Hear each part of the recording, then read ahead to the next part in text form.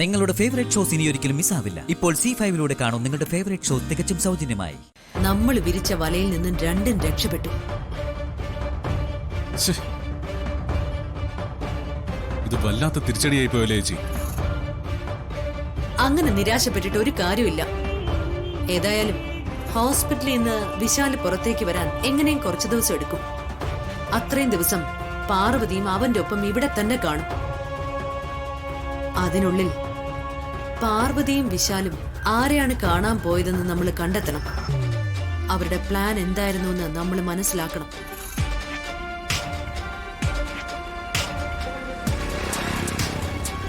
ഒന്നുകില് അവര് കാണാൻ പോയ ആളിനെ നമുക്ക് വിലക്കെടുക്കണം, അല്ലെങ്കിൽ അവനെ തീർത്തു കളയണം.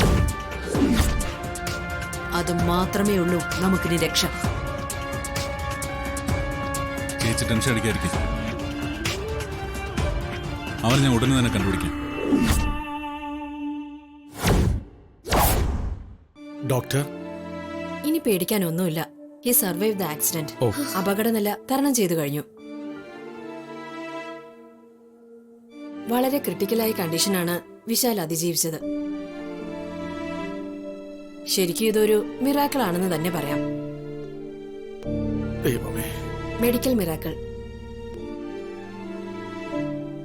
വിശാൽ എങ്ങനെയാണ് ഗുരുതരമായ അവസ്ഥയിൽ നിന്ന് തിരികെ വന്നതെന്ന് ആലോചിക്കുമ്പോൾ ഞങ്ങൾക്ക് തന്നെ അത്ഭുതമായിരിക്കുന്നു.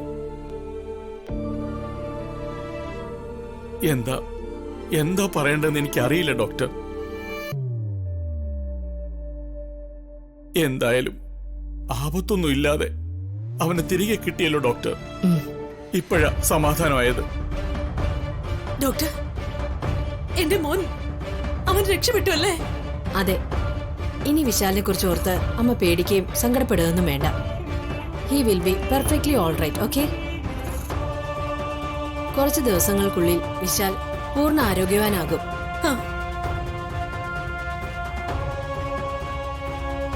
പഴയതുപോലെ തന്നെ വിശാലിനെ നിങ്ങൾക്ക് തിരികെ കിട്ടും. അതുവരേക്കും വിശാലിനെ ഇവിടെ തന്നെ ട്രീറ്റ്മെന്റ് ചെയ്യേണ്ടി വരും. അത് കഴിഞ്ഞ് വീട്ടിലേക്ക് കൊണ്ടുപോയാൽ മതി. Thank you doctor. Thank you very much.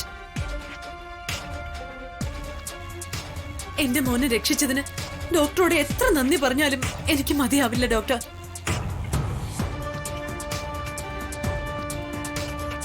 പറയണം ഡോക്ടർ, എന്റെ മോനെ രക്ഷിച്ചതിന് ഞാൻ എന്താ ഡോക്ടർക്ക് തരേണ്ടത്?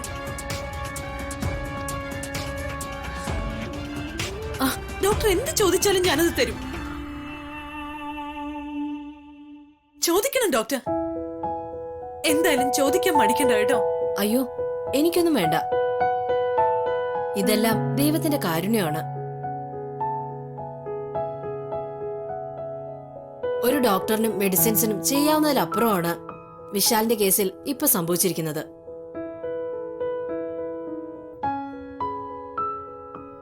ഞങ്ങൾ എടുക്കുന്ന എഫേർട്ടിന്റെ മുകളിൽ ഓരോ വ്യക്തികളുടെയും വിശ്വാസവും ധൈര്യവുമാണ് അവരെ ജീവിക്കാൻ പ്രേരിപ്പിക്കുന്നത്.